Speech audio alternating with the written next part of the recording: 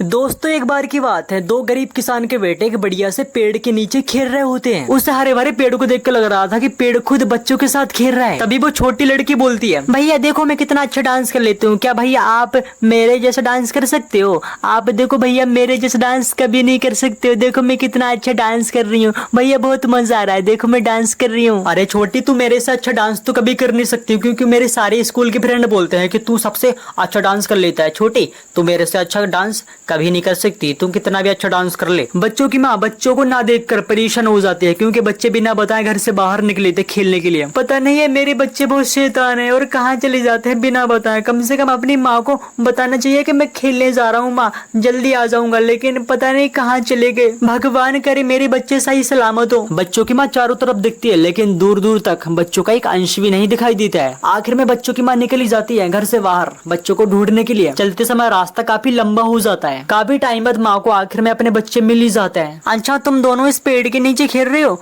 मैं कब से तुम दोनों को ढूंढ रही हूँ। इतना दूर आखिर में किसके बच्चे खेलने के लिए जाते हो तुम बताओ? अगली बार से यहाँ पर खेलने के लिए मत होना। तुम इतने दूर चले गए थे, कम से कम बताना चाहिए था कि माँ हम दोनों खेलने के लिए जा रहे थे, टाइम हो जाएगा तो फिर आ जाएंगे खाना खाने के लिए। लेकिन तुम्हारी माँ तो बहुत चिंता कर रही थी बच्चों की, कम से कम और किसी को तो नहीं, लेकिन अपनी माँ को तो बताना चाहिए था, माँ हम दोनों खेलने के लिए आ रहे हैं, फिर टाइम हो जाएगा तो आप खाना बना लेना। माँ आप हम दोनों की चिंता मत किया करो, आज से हम इसी पेड़ के नीचे खेलने के लिए आएंगे, देखो कितना अच्छा पेड़ है और कितना अच्छा जगह है ये। और माँ आपको पता होगा 15 अगस्त आने वाला है, इसलिए हम दोनों इस पेड़ के नीचे डांस की प्रैक्टिस कर रहे थे ताकि हम स्कूल में बहुत अच्छा डांस कर सकें। और माँ आप हमारी चिंता मत किया करो, अब हम छोटे बच्चे नहीं रहे, बड़े हो गए हैं। अरे छोटी बहन तू कब से सुनी जा रही है, कुछ माँ को बताना। अच्छा मैं समझ गया, छोटी तू इसलिए चुप है ना कि माँ तुझे माफ कर दे और मुझे लाठी से मारे। अरे माँ भैया को मत मारना, क्योंकि भैया से मैंने कहा था इस पेड़ के नीचे खेलने के लिए और डांस करने के लिए, क्योंकि मेरी स्कूल की सारी फ्रेंड मुझसे अच्छा डांस कर लेती हैं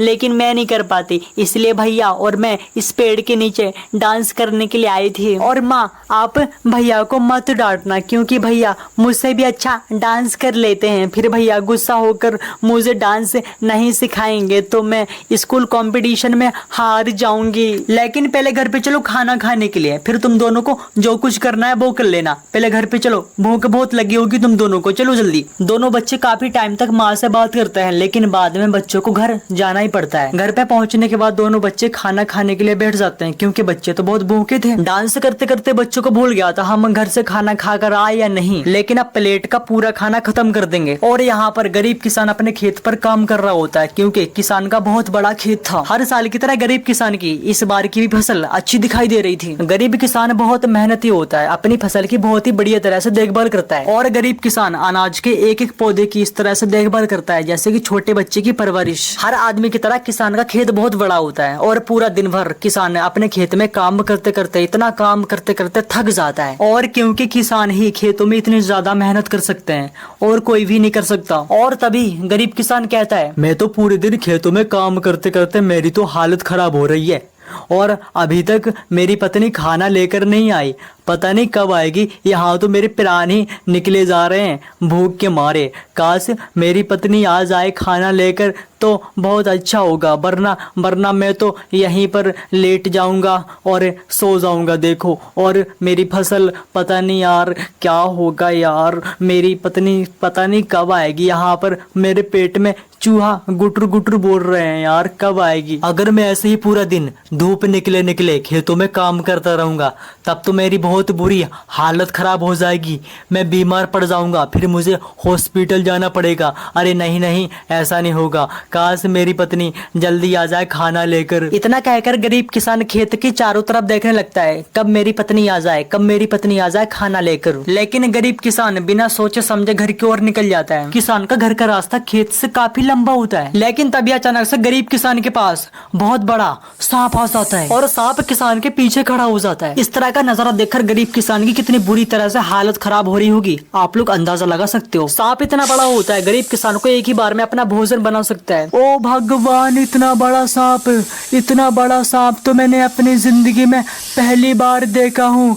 कहीं मैं इसका भोजन न बन जाऊं। इतना कहकर किसान अपनी जान बचाकर वहां से भागने लगता है, लेकिन सांप भी उसके पीछे पीछे जाता है। सांप किसान का पीछा करना बंद कर देता है और इस तरह गुस्सा होने लगता है जैसे कि किसान का पूरा खेत खाने वाला है। गरीब किसान अपने घर पर पहुंच जाता है। ए जी, आपको क्या हो गया? आप खेत से इतना डरते डरते क्यों आ रहे हो? क्या हुआ? कुछ गलत तो नहीं हो गया आपके साथ?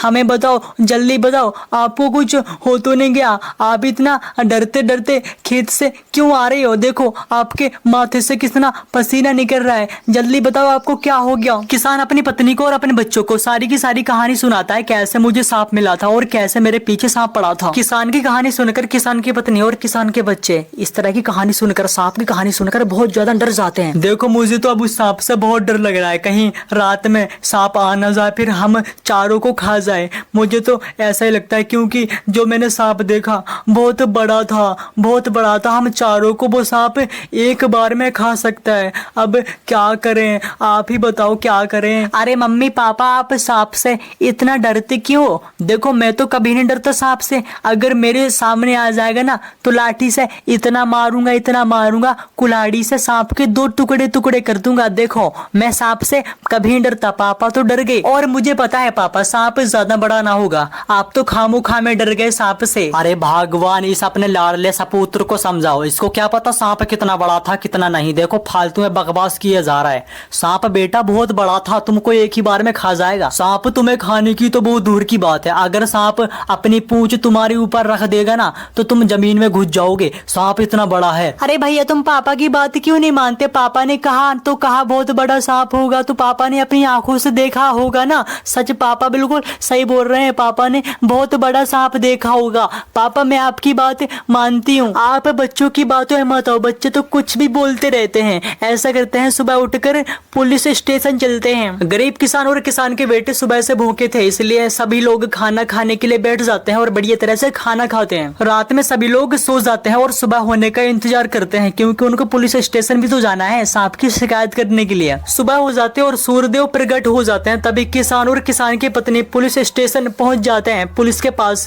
किसान पुलिस को अपनी सारी की सारी घटना बताता है, कैसे मेरे पीछे पीछे सांप आया और कितना बड़ा सांप था और मुझे सांप खाने वाला था और मैं जान बचाकर कैसे आया। इस तरह की पूरी घटना पुलिस को बताता है। दरोगा साहब देखो मेरे साथ कितनी बड़ी घटना हो गई है, अब तो आपको मेरी कंप्लेन लिखनी होगी। अबे किसान तू पागल हो गया है क्या? मतलब कि जानवरों की कभी कंप्लेन नहीं लिखी जाती, तुम्हें पता नहीं क्या? अगर ऐसा ही होने लगा तो हम सारे के सारे पुलिस वाले जंगलों में भटकते रहेंगे सांप को ढूंढने के लिए। आखिर किसने काटा है, आखिर किसने खाया है? अरे किसान, मैं सांप की मतलब कि आपको पता होगा पुलिस कभी सांप की कंप्लेन नहीं लिखती। आप दोनों यहाँ से जा सकते हो और किसी से मदद मांगो, जाओ जल्दी यहाँ से। तभी किसान और किसान की पत्नी एक तांत्रिक के पास जाते हैं। सबसे पहले तो गरीब किसान तांत्रिक के पैर छूता है। खुश रहो बेटा खुश रहो, और बताओ तांत्रिक के पास आप दोनों का कैसा आना हुआ? जल्दी बताओ। तांत्रिक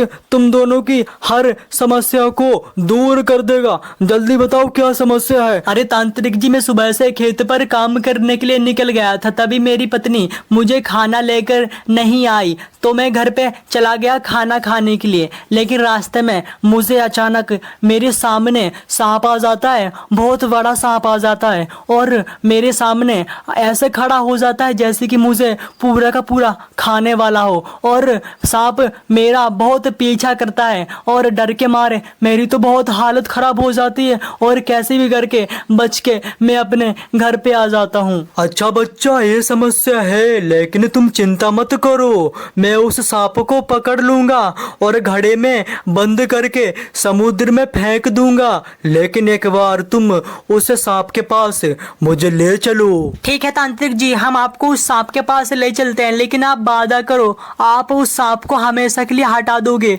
मेरे पति का वो कभी सांप पीछा ना करे, आप ऐसा कर देना। आप दोनों चिंता मत करो, लेकिन पहले मुझे उस सांप के पास ले तो चलो। तांत्रिक किसान की बात मान जाता है और तांत्रिक और किसान की पत्नी और किसान खुद निकल जाते हैं सांप की तलाश में सांप ढूंढने के लिए। आखिर सांप कहाँ गया? गरीब किसान उस जगह पर पहुंच जाता है जहाँ पर उसने वही बड़ा वाला सांप देखा था और कूदने लगता है कि मैंने यहाँ सांप देखा था। तांत्रिक जी जी आप जल्दी आ जाइए, मैंने यहीं पर सांप को देखा था, शायद सांप जमीन के अंदर है, इस जमीन को खोद डालो और सांप कैसे भी करके निकालो। उस सांप को आज मैं यमराज के पास पहुंचा कर ही रहूंगा, मुझे खाने वाला था। अरे किसान तुम इतना चिंता मत करो, सब ठीक हो जाएगा। तांत्रिक आ गया ना, तांत्रिक अपने मंत्र से सांप को बाहर निकालेगा। अगर सांप पाताल में है तो वहां से यहाँ आना पड़ेगा, लेकिन सांप को तो आना पड़ेगा। बेटा तुम चिंता मत करो, सब ठीक हो जाएगा। अरे तांत्रिक जी आप जल्दी करो, कहीं वो सांप दुनिया छोड़कर भाग न जाए, फिर रात में मेरे पति को डसने के लिए आएगा। तो जल्दी निकालो बाहर जमीन से। तभी तांत्रिक तपस्या करने के लिए बैठ जाता है वहीं पर जहां से सांप बाहर निकला था। और अगर आगे की वीडियो चाहिए तो कमेंट में पार्ट 2 लिखो। धन्यवाद।